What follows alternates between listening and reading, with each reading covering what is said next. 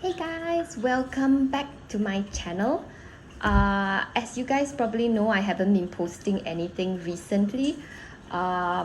This is a video that I kind of agreed to do quite some time back, so I'm finally getting around to doing it. Yeah, this is the latest in the Can You Guess Which Is Real and Which Is Fake series. So let's get on with that.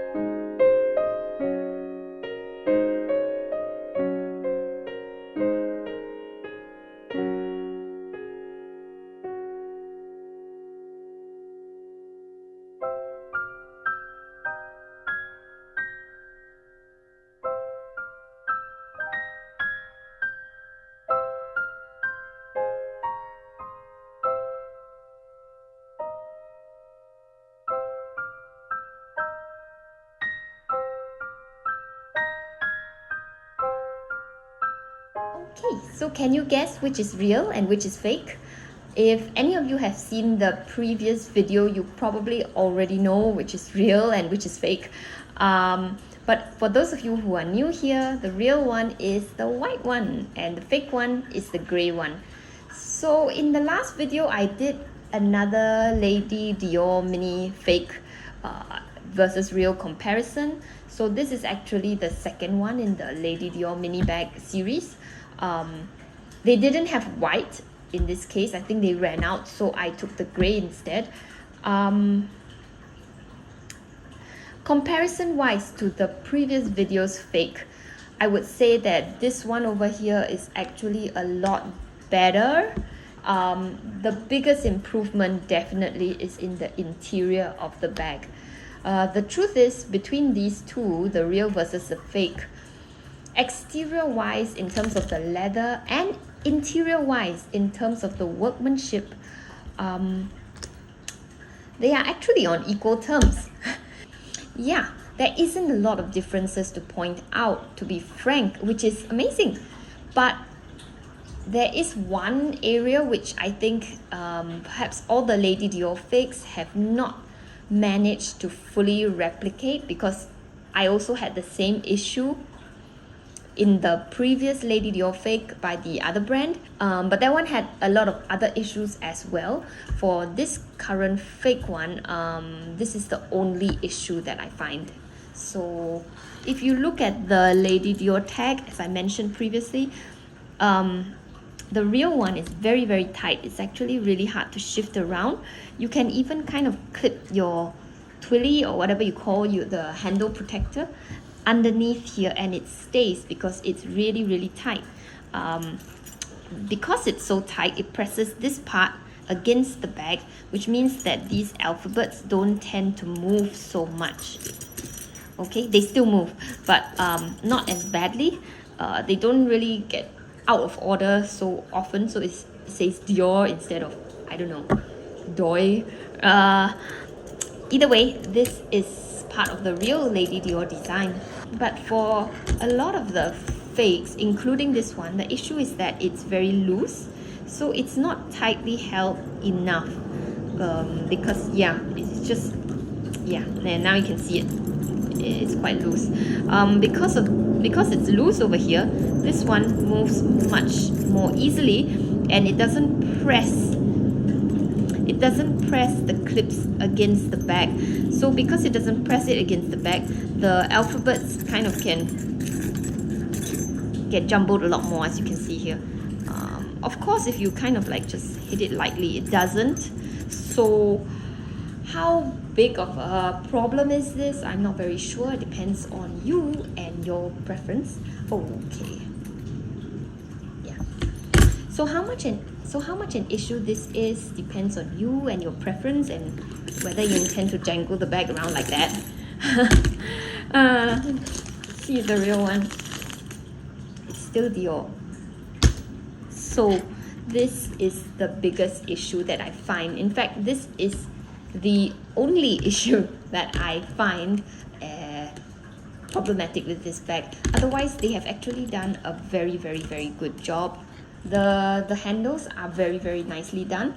Unlike the previous fake, the sloping for this versus the real one is actually very, very similar.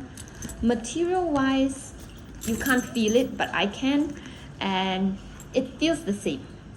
It feels exactly the same, to be quite frank. The interior, the flap is really nicely done, perhaps even nicer than the real one. If you notice, the real one had some wrinkles, this one doesn't.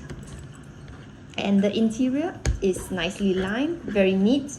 The logo is not slanted, unlike the previous fake, which I just find such a ridiculous mistake to make. Yeah. So overall, this is actually a pretty good Lady Dior fake. The only thing to take note of is the logo. If that bothers you, then I have not found a better fake. So you might have to really buy the real one. Yeah, but if this doesn't bother you, then actually go for it. I find this a pretty good fake. Oh yes, one other thing, the strap. If you guys notice, I did notice that the kind of the metal glued to the leather part isn't perfectly centered all the way. I think this is a really minor issue. It doesn't really bother me that much. If it really bothered you, you could probably...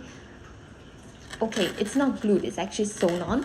So if it really bothered you, you could probably actually adjust it a little bit yourself. Just change the stitching or just tighten the stitching so it kind of holds it a little bit more to the center. Yeah, but otherwise, pretty good. The hardware is good. The color is exactly the same. The shade of gold is spot on, so no fears over there. Yeah, I'm actually pretty happy with this fake. I might actually use it. So that's saying something. When a fake actually starts being used by me, then it's generally not too bad. So we've come to the end of this very short video.